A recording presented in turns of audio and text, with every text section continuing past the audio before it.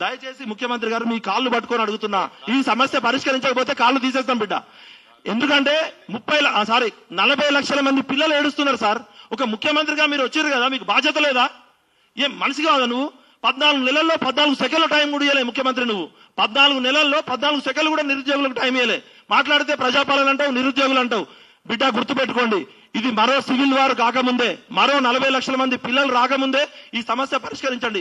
లేకపోతే తెలంగాణకి ఉద్యమాలు కొత్త కాదు. ప్రాంతం వాడు మోసం చేస్తే ప్రాంతంలోనే పాతర పెడతాం, ప్రాంతేతరుడు మోసం చేస్తే ప్రాంతం నుంచి తరిమి కొడతాం.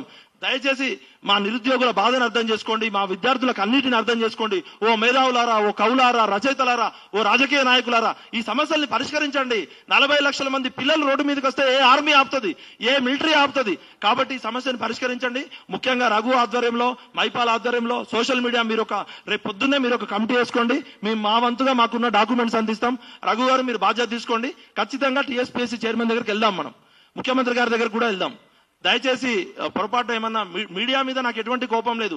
ఎవరైతే ఈ వార్తలు రాయని మీడియా ఉందో వాటిని మాత్రం మేము ఎండగడతాం. మాకు ఎవరి మీద వ్యక్తిగత ద్వేషం లేదు.